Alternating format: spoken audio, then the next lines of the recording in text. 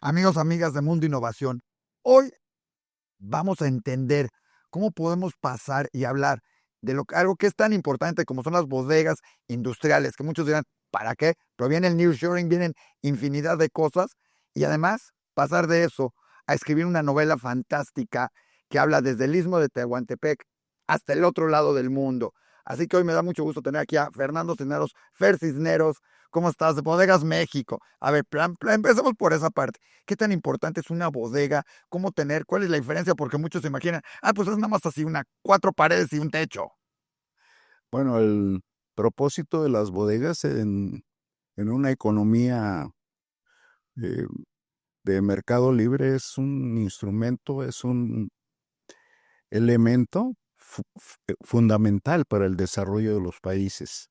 Se puede producir, pero es necesario guardarlos para poderlos distribuir posteriormente. Todo lo que se está produciendo va a dar a una bodega y de esa bodega va a dar a las tiendas y de las tiendas pues ya al consumo.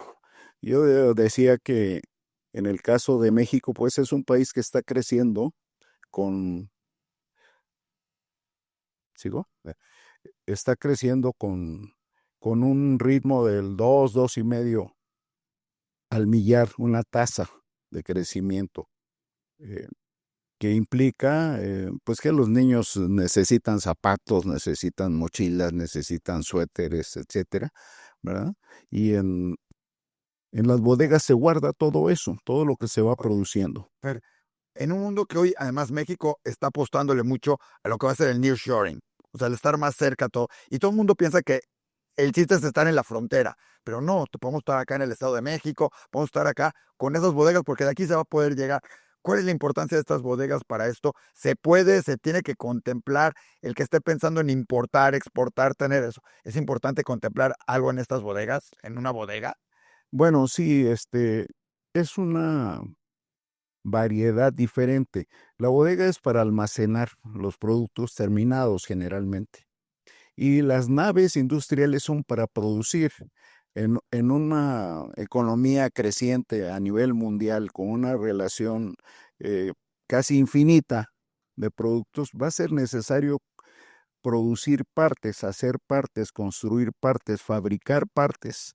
Y esas bodegas son, eh, digamos, el último resquicio que va a haber para guardar los productos que se Que estén más fabriquen. cerca de la frontera o que estén más cerca del consumidor final también. Es correcto. Sin embargo, el mundo ya es, como dijo Peter Drucker hace ya 100 años o no sé, un poco menos quizás, ¿verdad? La economía se ha globalizado, él lo previó hace mucho tiempo.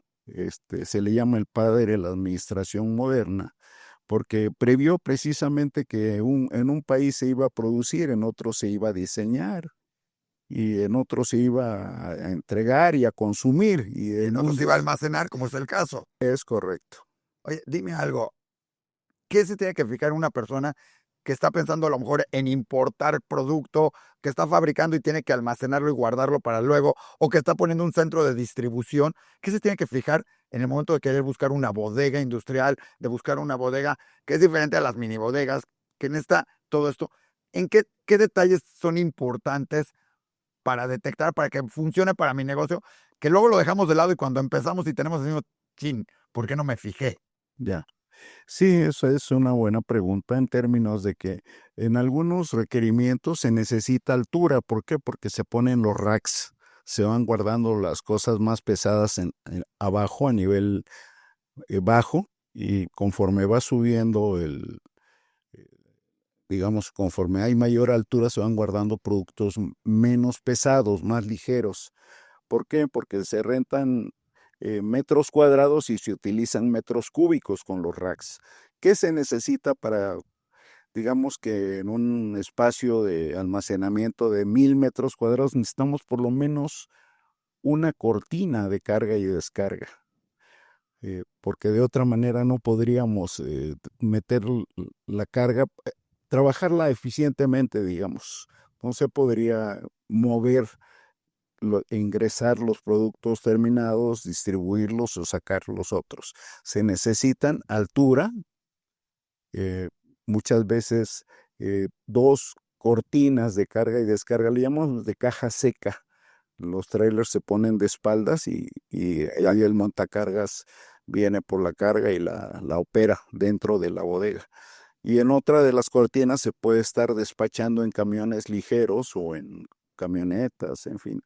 Ya Cosas que no por te ahí. das cuenta ni lo piensas, pero que pueden ser importantes. Supongo que el material del que están hechas también, para que sea aislante, para que funcione, debe ser un punto importante. Sí, sin duda. Las membranas termoacústicas que se ponen en los techos desde hace algunos años, no hace tanto, lo que buscan es precisamente regular la temperatura interior de las bodegas. Por ejemplo, hay medicamentos que no pueden tener una variación en temperatura muy alta, porque pues, degradan sus propiedades. Entonces, lo que se hace es poner membranas termoacústicas, ¿verdad? Y mantienen la temperatura mucho mejor regulada y hace que la variación interior de la temperatura no sea tan variable, tan extremosa. Oye, qué tan importante es la ubicación de las bodegas y las vías de acceso. Porque también puedo tener la bodega en medio de esto, me sale más barato, puede estar toda muy buena, pero qué tan importante es considerar esos factores. Sí, sin duda es muy importante todo eso. Digamos que en bienes raíces hablamos de 4 Bs, no de 3. Hablamos de 4 Bs, bueno, bonito, barato, y siempre decimos bien ubicado. ¿Por qué? Porque si no, eh, podríamos gastar mucho más en el transporte que en la misma producción. Entonces, lo que se necesita en esos casos es tener muy buenas vías de acceso, muy buenas vías. Es como, eh, digamos que es la sangre que corre por las venas, son los sistemas de comunicación, las carreteras o los trenes. Oye, Fer, tú tienes estas bodegas, tienes todo esto, y de repente se te ocurre, se te prende y dices, bueno, conozco el comercio transatlántico, conozco, pues vamos a poner todo esto en historias, vamos a ponerlo y escribir un libro que no tiene que ver con bodegas, pero tiene que ver con muchas de las cosas que circulan por todos lados y que va desde el Golfo de Tehuantepec hasta otros lados del mundo. Platícanos un poquito de Mar de Viento, dónde surge, cómo surge, qué trata, que además ya es un bestseller en la principal compañía de venta de libros en el mundo, en Internet, ¿no? Es correcto. Sí, se distribuye a través de Amazon. Eh, Sin embargo, quiero decirte que eh, conocí las bodegas desde que tenía unos 6 o 7 años de edad. Mi padre se dedicaba al transporte marítimo, ahí en Salina Cruz, el puerto que le llamo Mar de Viento, y después de cenar algunas veces íbamos a los muelles y a las bodegas. México tuvo una época de prosperidad fantástica. Digamos que por ahí entre el 50 y el 60, de 1950 y 1960, después de que terminó la Segunda Guerra Mundial, fue una época de gloriosa para la economía mexicana. Y por ahí se exportaba casi cualquier producto, desde piña, café, mango, todo lo que se producía en Chiapas y en Oaxaca y parte de Veracruz. Entonces, salían barcos cada 2 o 3 días y verdaderos barcos de carga, con miles de toneladas de productos. Llegaban los trenes a los muelles y ahí se hacía toda la operación de carga, ¿verdad? Y de exportación. México recibía divisas Y de ahí en nació tu pasión abundancia. de ahí nació tu pasión por las bodegas, por tener, y también salió de ahí Mar de Viento, el libro. Sí, ¿Cómo es surge de correcto. ahí el libro? Mar de Viento surge precisamente en una interrelación entre las bodegas, ¿verdad? Y el lugar que yo nací, que es, digamos, es un punto neurálgico importante. Antes del Canal de Panamá, el Istmo de Tehuantepec tenía un tráfico Impresionante. extraordinario de carga. Pasaba del Pacífico al Golfo, etcétera. Y de ahí surge Mar de Viento en términos de que es una historia que relata la llegada de dos niños judíos es una historia maravillosa, porque sin saber uno del otro, los dos se perdieron una noche tremenda después de la noche de los cristales que rotos. acabamos de conmemorar en el mundo. Sí, algo tremendo, ¿verdad? Porque sí fue en noviembre precisamente. Y eh, ellos, los dos niños, uno de 9 y otro de 7 años, Se ven obligados a huir. se ven obligados a tomar, a subirse a unos barcos sin saber a dónde los llevaban, porque su orfandad se dio en pocos días. Fue algo terrible, una historia que no quisiera dejar de mencionar, que he conocido esa historia de abuelos de una generación judía que actualmente son incluso propietarios de bodegas. Te va tocando. Oye, la historia de estos dos niños no es la historia nada más de un mundo judío. Tocas muchas historias que involucran al mundo cristiano, la enseñanza, las bendiciones. ¿Cómo involucras todo esto? ¿Qué nos deja esta parte dentro de tus historias, esta parte cristiana dentro de todo esto? Sí, el libro tiene un enfoque, digamos que es un enfoque muy general, ¿verdad? Lo que va buscando es narrar diferentes historias que se dan ahí. Por ejemplo, Oaxaca es un lugar que es una zona que tiene muy poca, digamos, desarrollo económico. Sin embargo, en minerales es muy rico y tiene minerales que hay una empresa que se dedica a eso, a explotación de minerales y también de piedras, de mármoles, digamos todo lo que son minerales. Y el libro habla de un tipo de mineral que existe ahí en esa zona, que es un generador de energía, ¿verdad? Es litio y otro mineral De los materiales más importantes, porque si no, no tendremos baterías, no tendríamos celulares, no tendríamos muchas cosas más. Lo que me encanta de este libro, que escribiste, es que entremezcla algo que parece muy lejano, como la persecución de Hitler a los judíos, como lo que pasa, como la llegada hasta Israel y los lugares en Israel con México. Creo que eso es muy importante, el ver que existe una relación cuando muchos dirían, ¿qué relación tuvo o no nos tocó? Todo tuvo relación en este sentido, ¿no? Sí, la historia comienza en Europa, ¿verdad? Con la época de la guerra y termina en Jerusalén, porque la verdad es que eh, eh, la Biblia dice que ahí empezó el mundo, en el monte de Sión, y ahí va a terminar. Y esta historia comienza en Europa con unos niños judíos y termina en Jerusalén, en el muro oeste.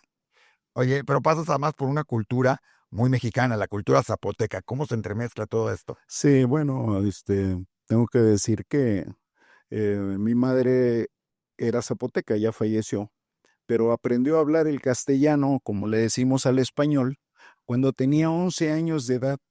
O sea, mientras se comunicaba solamente en zapoteco. Mientras que mi padre venía del norte y él tenía, digamos, otra formación y él se dedicó a la transportación marítima. Ellos se conocieron ahí en el Istmo de Tehuantepec.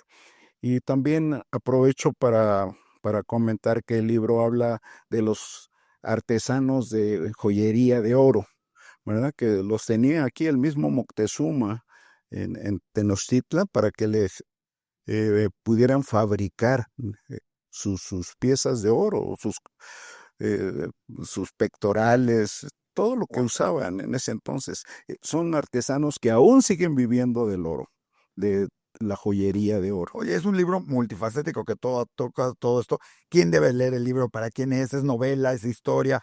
¿Qué es el libro para que la gente se quede? Porque además se agotó primero en Amazon, está en esto. Esto es un bestseller. Platícanos. Y es un libro que además se lee literalmente en una sentada. No lo puedes dejar. Lo empiezas y tienes que acabarlo de leer y no lo puedes dejar. Sí, alguien decía que se sorprendía cómo en 50 páginas, en una lectura de menos de 3 horas o de 2 horas y media, podría haber contado tantas historias. Realmente la historia base es la de esos niños judíos, ¿verdad? Y van tocando diferentes aspectos de la economía o bien parte de cómo era México. Eh, Tocas hasta el sistema marítimo, el cable que se conoce, es todo eso, cierto, o sea, aprendes a contar, a saber de todo lo que sucedía en México, de todo lo que sucede, y como tú dices, de economía y de mucho más. Por eso creo que vale la pena no perdérselo, buscarlo, pedirlo y estar con el mar de tienes dentro. toda la razón. El cable era un sistema de comunicación, todavía se usa. De nuevo está regresando el cable en China, ¿verdad? Porque es muy fácil ir llevando un cable, tirándolo con un barco especial, con un buque especial que lleva un rodillo y ahí va soltando el cable y entre puerto y puerto por ahí se comunican. Es un cable grueso que lleva varios cables por dentro y por ahí corrían el sistema de comunicaciones telegráfico entre puerto y puerto y incluso después se utilizó para el teléfono, las Wow. primeras líneas Oye, telefónicas. Fer, dejemos que la gente averigüe, investigue, encuentre y se descubra todo lo que hay dentro de este libro, Mar de Viento, ¿sí? Un grandioso retorno a Tierra Santa, aunque habla muchísimo de Monteablán, de México y Es de muchas cierto. otras cosas más. Amigos, un gusto hablar de las bodegas y ver cómo de las bodegas, de negocios, nos lleva a historias maravillosas que nos relatan otra vez cosas que nos pueden estar sucediendo a todos, que les pudo y que interrelaciona cosas que nunca pensamos que podrían estar integradas juntos. Fer, muchísimas felicidades. Gracias por esto. Aprendamos de todo esto. Amigos, estamos en Mundo Innovación, donde la innovación no nada más está en la tecnología, está en historias como estas, donde innovamos creando nueva cultura. Muchísimas gracias. Los esperamos en los siguientes programas de Mundo Ejecutivo, en la Cumbre Mil Empresas y en todo lo demás que tenemos en este canal. Hasta el próximo.